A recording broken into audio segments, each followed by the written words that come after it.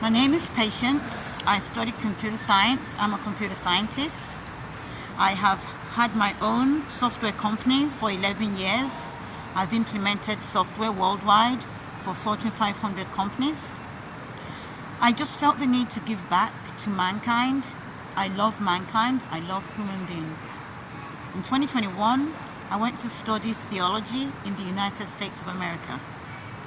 Before the visa came to an end, I hired a lawyer who changed my visa into an E2 treaty visa to start real estate kingdom businesses.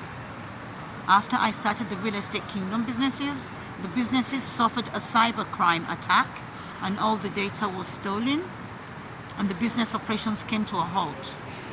Because the E2 treaty visa is linked to the business and the business stopped transacting operations, my visa became invalid. So I came back to the United Kingdom on the 10th of September. When I came back, there were tensions in the air and demonstrations have just been completed. I mentioned the Royal Borough of Kensington, Chelsea. I was studying theology in the United States and an aspiring preacher. And I also had a sponsor's visa to start real estate kingdom businesses, and I am an aspiring preacher. I was told, why did I come back to the United Kingdom? That my visa, the E2 treaty visa, allowed me to stay permanently in the United States. And so did my M1 visa, which is not true. The E2 treaty visa was a non-immigrant alien visa, which does not entitle me to work and live permanently in the United States. I was told I had broken my British citizenship. I have never heard of this before. And that there is no government support for people that have broken their British citizenship apart from homelessness. So I was put on the streets as a homeless person. So from running 4 businesses as a director, I was degraded, I was humiliated, and put on the streets as a homeless person. I was given no information about homelessness. I was told no information about day centers, about where to pick up food. They had my bank statements for the USA and UK, knowing that I didn't have the funds. Then all my money was invested into the United States company that was now bankrupt. I mentioned the Royal Borough of Kensington, Chelsea. I have a buy-to-let, but the buy-to-let has a business mortgage, and I'm not allowed to stay in the buy-to-let. If I stay there, it will be repossessed by the lender, Barclays. Therefore, it's rented out to a family. However, the buy-to-let rental income is not enough for me to live on.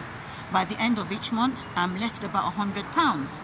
I provided 3 years of the profit and loss account to the housing officer. I provided the tenancy agreement to the housing officer. I also provided to the housing officer my mortgage arrears statement for the housing officer to be aware that I'm not trying to steal, I'm not trying to take from the government, but I actually do need the help. The housing officer said he would take copies of this information, this due diligence, and went to speak to his manager, Alma. Alma said the housing officer to tell me I have broken my British citizenship, and for people like myself, the only government support available is homelessness with StreetLink. For me to call StreetLink, maybe StreetLink will come out and help me. However, the process of StreetLink is I should have been referred to StreetLink by the council, but because I was not referred, whenever I made an alert to StreetLink 11 times, they never came to help me. They just left me there without any help. The information, partial information, was sent to DWP.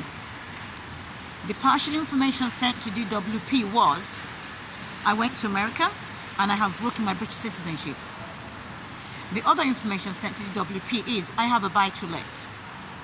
What they did not send to DWP was the profit and loss account for the last 3 years, showing that the buy-to-let is not profitable.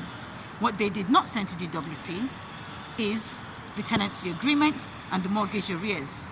the Royal Borough of Kensington and Chelsea only sent information to DWP to support that I had a buy-to-let and I had money coming in, with not sending accurate, complete information for DWP to make an informed decision. They were not able to. Later on, DWP rang me, wanted to interview me, and I spoke to DWP and I offered them to have a look at the M1 visa, that it's a non-immigrant visa, and to have a look at the E2 treaty visa, that it's also a non-immigrant visa. I did not migrate to the United States.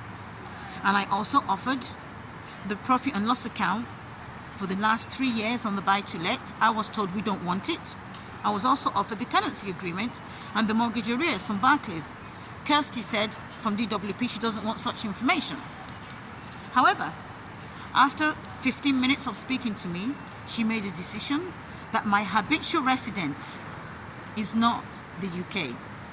Kirsty did not check the M1 visa, neither did she check the E2 treaty visa, neither did she check any due diligence. She just collected misinformation from the housing officer to say I have broken my habitual residence. It's no longer the UK. So from September 2024, I was told I have broken my British citizenship. My citizenship has been revoked. I was also told my habitual residence is not the UK. I was made stateless in September 2024, the 11th of September. And I have gone back to discuss this, requesting a decision statement or letter of decision. I was denied. Apart from the verbal recordings, I recorded some of my interviews where you can hear it in black and white, where I was told I have broken my British citizenship. Where you can hear that, oh, because you went to America, you're not entitled to any government funds. I have been spending my nights sleeping rough in front of number 10 Downing Street, at Sanctuary, at police stations, at stations. Now I'm calling on the world to help me get justice and righteousness. I'm calling on the world to raise funds. I need lawyers. There was a breach of the bilateral treaty agreement, E2. The E2 treaty visa allows me to execute business in the United States without losing my British citizenship and without breaking my British citizenship. The E2 treaty visa does not mean that I have lost my habitual residence for the last 5 months. The M1 exchange visa does not mean that I have broken my British citizenship. It's because of the tension that was going on when I returned to the UK that I am being persecuted for. I'm calling on President Donald J. Trump. I'm calling on Robert Kennedy Jr. I'm calling on J.D. Vance to look into this. It was a treaty agreement between the United Kingdom and the United States. And if there is a breach by one state, the United Kingdom, with reference to the treaty agreements, United States, you are involved in the treaty agreement, you signed it. I should not be penalized because I came to the United States to study theology. I should not be penalized, I should not be persecuted because I came to the United States to invest in kingdom businesses. I should not be left on the streets and enrolled on a list, do not help list, do not place in accommodation, but leave her homeless. This is a premeditated, pre-calculated homelessness to ensure that I die of homelessness diseases, to ensure that my lifespan is reduced by homeless diseases, to ensure that I am degraded. I have been degraded, I have been humiliated, I have been mistakenly taken for a prostitute on the street, I have been beaten up by pimps because I wouldn't allow them to pimp me. I want justice. I'm calling to the nations of the world to help me get justice. Thank you. I've spent last night at the sanctuary. I'm now at Marylebone Station where I'm recording this short video, having got wet, coming down here. Thank you.